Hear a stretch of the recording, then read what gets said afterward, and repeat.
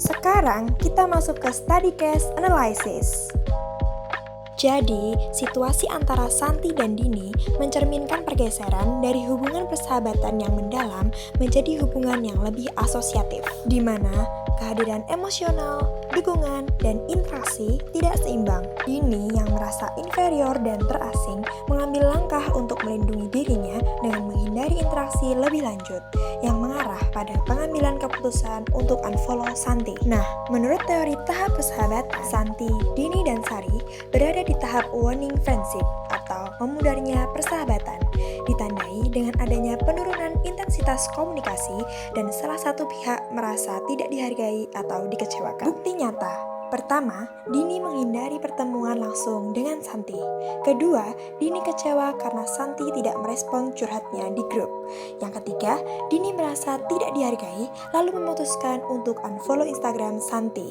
Pada kasus ini, terlihat bahwa mediasi komunikasi melalui media sosial seperti Instagram dan WhatsApp memiliki dampak signifikan terhadap dinamika hubungan antara Santi dan Dini. Santi yang lebih fokus pada citra diri di media sosial kurang dapat memberikan dukungan emosional yang dibutuhkan oleh Dini. Sementara itu, Dini merasa terasing dan inferior, yang mengarah pada penggunaan media komunikasi yang lebih diminimalisir dan mengakibatkan keputusan untuk memutuskan hubungan lebih lanjut dengan Santi. Selanjutnya, dialektika persahabatan antara Santi dan Dini diliputi oleh ketegangan yang berkaitan dengan intimasi, jarak, keterhubungan, dan perbedaan status. Ketidakmampuan untuk menyeimbangkan aspek-aspek ini, terutama dalam konteks dukungan emosional, menyebabkan terjadinya konflik dan akhirnya pembatasan interaksi. Merujuk pada teori dialektika persahabatan, yang pertama, ideal versus nyata. Dini memiliki ekspektasi bahwa sahabat harus selalu hadir dan membalas setiap curhatan. Di sisi lain, Santi menjalani kenyataan yang lebih kompleks, mungkin sedang sibuk atau ingin menjaga batas personal. Yang kedua, kemandirian versus ketergantungan. Santi ingin menjaga ruang pribadinya, menikmati liburan, dan tidak membalas pesan karena ingin bebas dari tekanan sosial. Namun, Dini menginginkan kehadiran emosional dari sahabatnya, terutama saat sedang menghadapi masalah pribadi. Yang ketiga, ekspresi versus protektif. Dini membuka diri untuk curhat secara jujur, namun Santi justru memilih tidak merespons. Mungkin karena merasa tidak siap atau tidak nyaman untuk terlibat emosional saat itu. Yang terakhir, penilaian versus penerimaan. Dini tampak menilai gaya hidup Santi yang terlihat di story yang mungkin dianggap pamer atau tidak sesuai ekspektasi.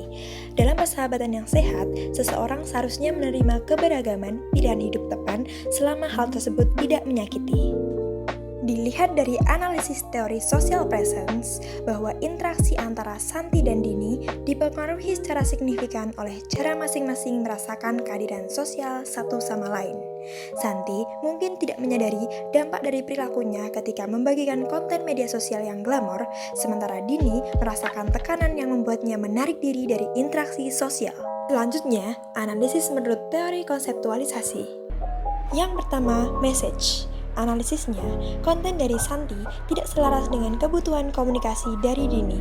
Ada disonansi pesan, membuat Dini merasa tidak didengarkan dan makin inferior. Yang kedua adalah informasi. Analisisnya, karena kesenjangan status ekonomi dan pola komunikasi, informasi yang diterima masing-masing pihak tidak dapat digunakan untuk mempererat relasi. Ada hambatan persepsi dan empati. Dan yang terakhir, channel. Analisisnya, pilihan saluran komunikasi yang digunakan masing-masing tidak sesuai kebutuhan interpersonal. Dini membutuhkan komunikasi personal atau private channel, tetapi tidak mendapatkan feedback dari Santi. Santi justru memberi pesan di saluran publik atau Instagram, membuat komunikasi makin terasa sepihak bagi Dini. Selanjutnya, hal yang dapat direkomendasikan adalah yang pertama, sangat penting untuk menjalin komunikasi yang jujur dan terbuka antar teman agar tidak mudah menyimpulkan sendiri hal-hal yang terlihat di story media sosial. Yang kedua, kita harus bisa membedakan antara real life dan kehidupan di media sosial pribadi. Apa yang kita lihat di media sosial belum tentu mencerminkan keadaan yang sebenarnya.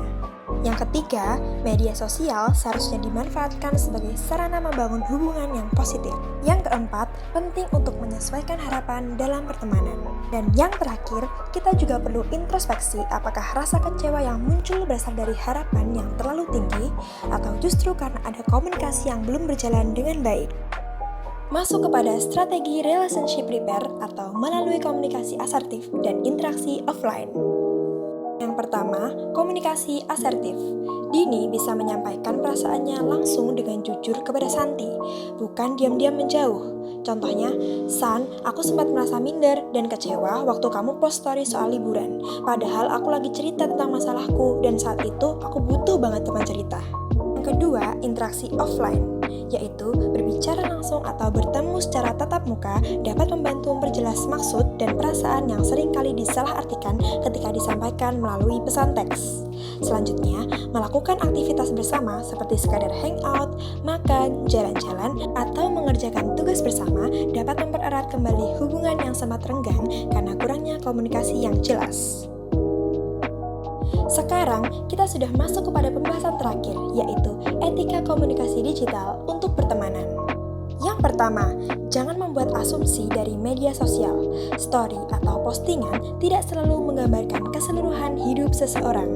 Hati-hati dalam menyimpulkan sikap atau niat teman hanya dari story yang terlihat bahagia. Yang kedua, hindari impuls unfollow atau block tanpa kejelasan. Hal ini bisa merusak hubungan yang sebenarnya bisa diselamatkan lewat komunikasi secara baik-baik. 3. Gunakan emoji atau tanda yang sesuai untuk menyampaikan nada pesan. Pesan yang terlalu singkat tanpa ekspresi bisa dianggap cuek dan tidak peduli. Dan yang keempat, sempatkan waktu untuk merespon chat teman karena respon adalah bentuk penghargaan terhadap komunikasi. Tidak membalas pesan bisa dianggap merusak hubungan digital. Selanjutnya, kita akan memberi creative solution terhadap masalah ini.